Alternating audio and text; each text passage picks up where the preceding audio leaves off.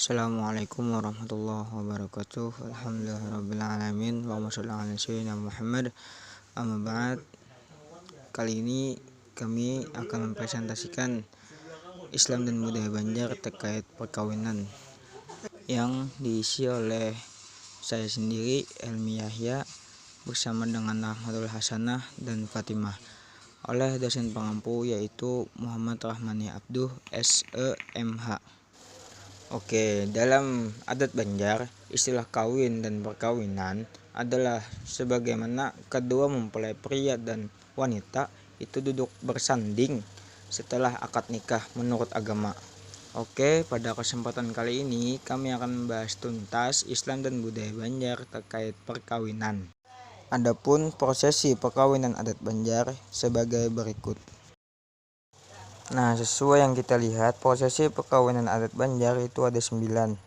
Yang pertama ada basuluh, yang kedua badatang, yang ketiga mantan patalian, yang keempat mantar jujuran, yang kelima bapingit, yang keenam batamat Quran, yang ketujuh batimung, yang kedelapan bausung, dan yang kesembilan atau yang terakhir itu akad nikah. Sesuai dengan prosesi perkawinan adat Banjar yang dibacakan tadi, marilah kita bahas dulu terkait dengan pembahasan basuluh. Basuluh, apakah itu basuluh? Sesuai dengan gambar yang terdapat di atas, basuluh itu upaya awal bagi pihak laki-laki dalam mengetahui segala macam informasi yang berkaitan dengan calon istrinya kelak, sehingga menjadi sebuah kewajiban untuk dilaksanakan dalam fase pranikah.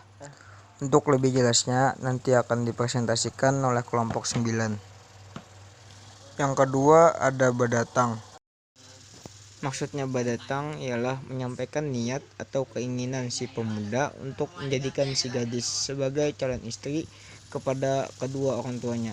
Nah, itu ada juga di atas dipadahi, jujuran jangan larang binian lah aja. Nah, dengar binian nih. Masuk ke pembahasan ketiga ada mantan patalian. Yang dimaksud dengan mengantar patalian yaitu mengantar tanda ikatan pertunangan dari pihak keluarga laki-laki kepada pihak keluarga perempuan atau wanita. Pembahasan keempat yaitu mengantar jujuran, itu akan disambung oleh saudara Rahmatul Hasanah. Baiklah, selanjutnya saya akan menjelaskan dengan menggunakan bahasa Banjar. Yaitu acara keempat yaitu mengantar jujuran. Mengantar jujuran ini biasanya dilakukan oleh rombongan yang terdiri dari 10 sampai 20 orang ibu-ibu diiringi dengan upacara sederhana. Nah, pada kesempatan ini pihak keluarga juga akan mengumumkan bahwa kedua calon pengantin adat Banjar sudah resmi bertunangan atau tidak boleh diganggu gugat lagi. Jujuran atau mas kawinnya dapat diantar kepada pihak bibiannya sebelum hari akad atau hendak parak sebelum akad terlaksana. Biasanya mas kawin itu berbentuk kayak cincin emas, duit, juga seperangkat alat sholat. Yang lebih sering itu seperangkat alat sholat. Pada tahap ini, calon pengantin bebidannya akan diikat oleh calon lakiannya. Benda-benda yang digunakan untuk pertalian biasanya adalah kayak seperangkat baju, make up, skincare, perlengkapan tidur, parfum, set perhiasan, hingga sejumlah duit. Nah, itu selanjutnya bapingit. Kenatu binin yang hendak menikah atau dalam proses menuju nikah pasti akan dipingit atau dikurung di dalam rumah. Bahkan si bibin ini tidak diperbolehkan, artinya kada dibolehkan untuk bertemu dengan mempelai lakiannya maupun lakian manapun. Pada tahap ini, mempelai bibinannya akan mempersiapkan diri, gasan bertamat Quran, dan acara perkawinannya.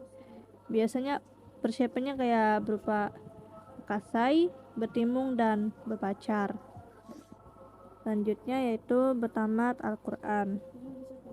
Nah, pada proses bertamat Quran, si calon pengantin bebiniannya pasti akan diuji kelancarannya dalam membaca Al-Quran. Ujian ini akan dilakukan di hadapan semua keluarga besar dan guru mengaji termasuk pemuka agama. Bukan tanpa alasan lah, karena mayoritas penduduk suku Banjar ini beragama Islam. Jadi kelancaran dan kefasihan dalam membaca Al-Quran tuh pasti sangat-sangat diperhatikan. Selanjutnya adalah proses ketujuh, yaitu batimung. Batimung dalam kesehatan mengandung arti membuang keringat dari badan dengan cara diasapi dengan menggunakan rempah-rempah alami dan berbagai macam bunga. Cara ini untuk memberi keharuman kepada badan orang yang ditimungi. Dan ini merupakan salah satu syarat dan kebiasaan bagi calon pengantin Banjar untuk menghadapi pesta perkawinan mereka nanti. Tujuan dilaksanakannya tradisi ini agar kedua mempelai ketika mereka bersanding di pelaminan atau saat acara berlangsung tidak mengeluarkan bau keringat atau aroma bau yang tidak sedap, tetapi sebaliknya berganti menjadi bau harum atau wangi yang menambah pesona pengantin. Mandi uap atau batimung ini memanfaatkan berbagai ramuan rempah-rempah seperti daun lengkuas, dilam, pudak, serai wangi, limau purut, serta bunga-bungaan seperti melati, kenanga, cempaka, dan lain-lainnya. Semua bahan-bahan itu dimasukkan ke dalam wadah untuk direbus sampai menghasilkan uap atau mendidih. Biasanya orang yang menjalani prosesi batimung akan duduk di atas kursi kecil rendah, sementara di bawah kursi tersebut atau di depan kaki orang yang bertimung diletakkan panci yang berisi rebusan rempah-rempah yang sudah disiapkan tadi. Hal ini bertujuan agar uap yang dihasilkan rempah-rempah tadi bisa mengenai badan si orang yang bertimung.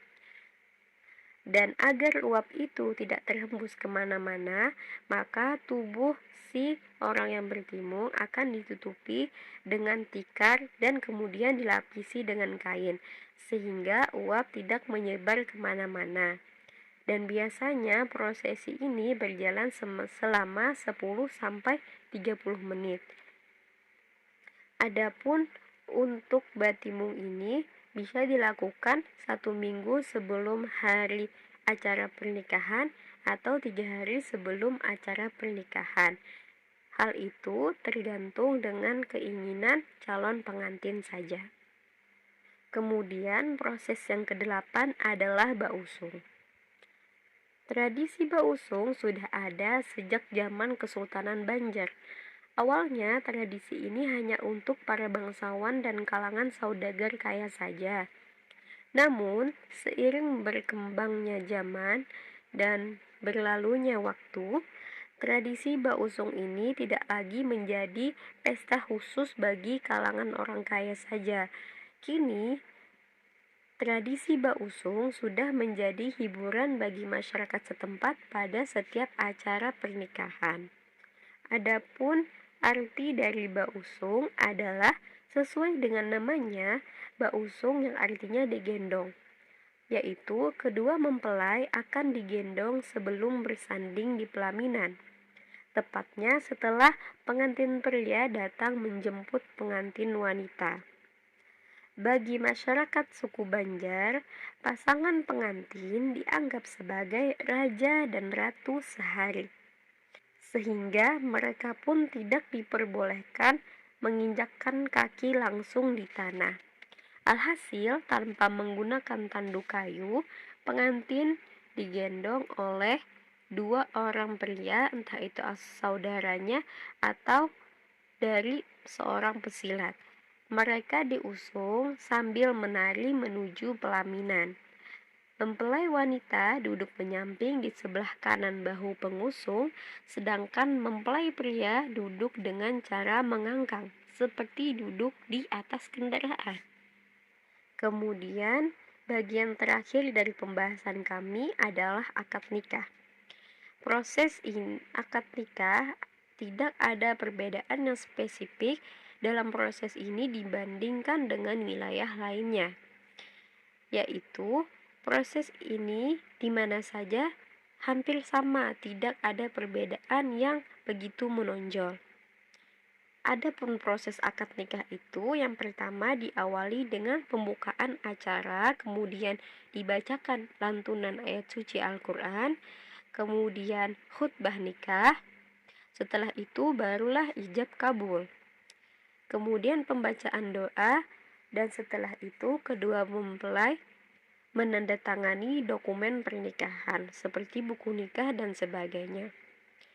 Setelah itu penyerahan mahar atau mas kawin dan nasihat pernikahan dan penutup dari acara. Di proses akad nikah ini perbedaannya mungkin hanya dari pakaian adat saja. Sedangkan dalam proses akad nikahnya itu sama saja dengan daerah lainnya, yaitu sesuai dengan tuntunan Islam. Oke, sudah masuk yang terakhir nih di penutup. Terima kasih yang telah mendengarkan, menyimak, dan menyaksikan penjelasan dari kami dari awal sampai akhir. Nah, sesuai dengan gambar di atas, sekian dari kami. Jikalau kurang jelas, silakan datang ke Asrama Pink, membawa beras 1 kg, telur 2 butir, dan mie 3 bungkus. Kita makanan beramian, diskusi-diskusi santai, menganyangi parut, dan menambah wawasan pengetahuannya kalahan. Ana mewakili tim kelompok 9 atas nama Helmi Yahya, Rahmatul Hasanah, dan Fatimah izin pamit undur diri.